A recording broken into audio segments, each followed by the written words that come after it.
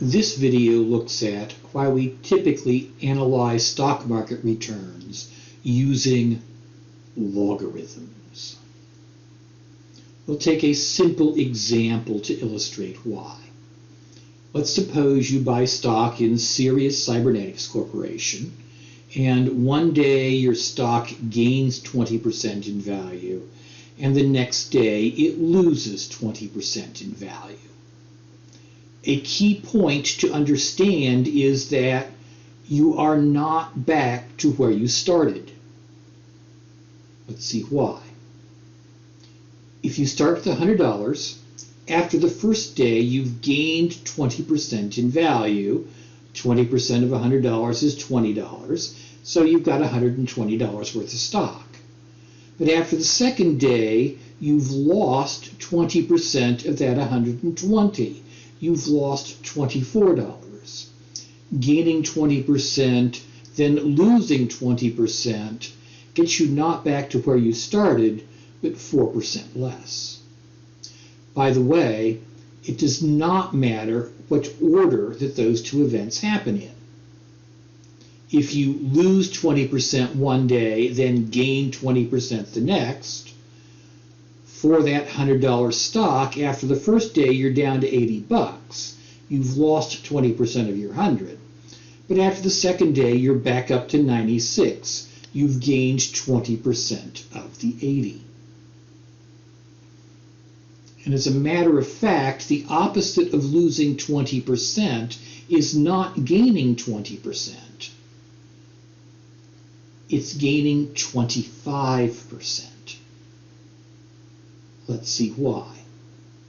If you gain 25, then lose 20, well, you start with $100 or whatever value. You go up to 125 the next day, you've gained 25%, but the second day you're down to 100. Again, order doesn't matter.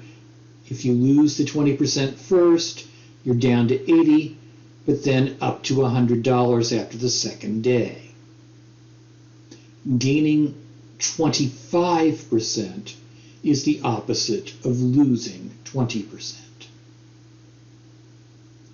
And the key point here is that the stock market is a multiplicative process.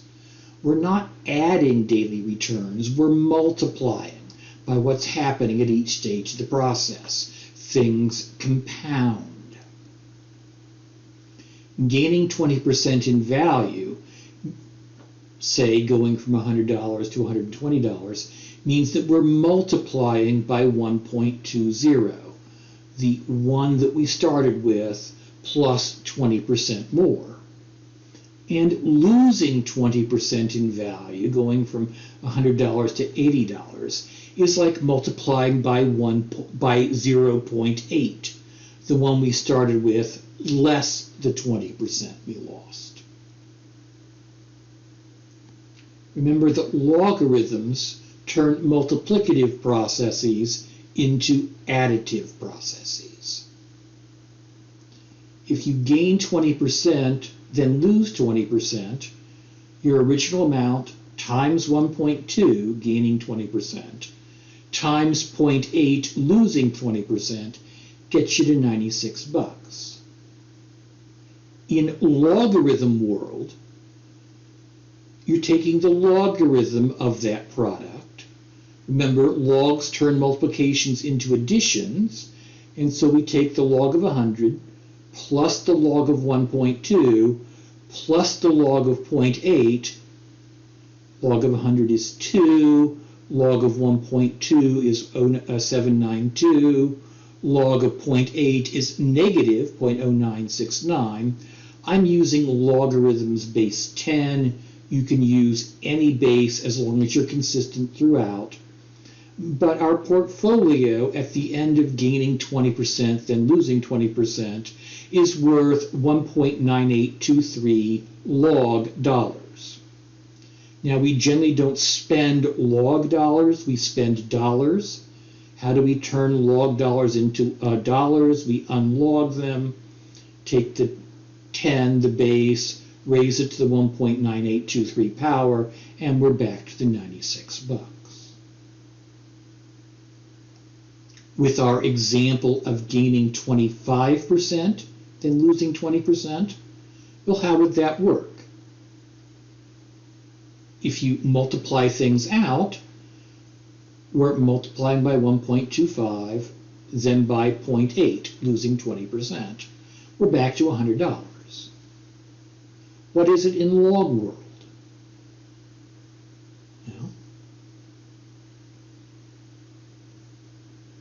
We started with 100, multiplied by 1.25, multiplied by 0.8, take the log of that whole schmear, it's the log $100 we started with, plus the log of 1.25, which is positive 0.0969, minus, we've also got here the log of 0.80, which is negative 0.0969, and notice the positive and the negative cancel each other out.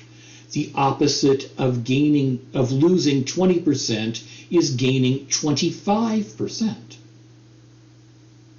So we're back to our original 2 log dollars or $100. And so the key point is that stock market returns are typically analyzed using logarithms. If the stock goes from $100 to 125, it's being multiplied by 125 over 100, and we take the log of that. If the stock goes from 100 to 80, it's being multiplied by 80 over 100. Take the log of that. And a large portion of financial theory treats stock market returns as though they are log-normally distributed. In other words, the logarithms of returns follow a normal distribution. That's what the theory says, but are stock market returns really log-normally distributed? That's the research question we're answering in the homework exercise.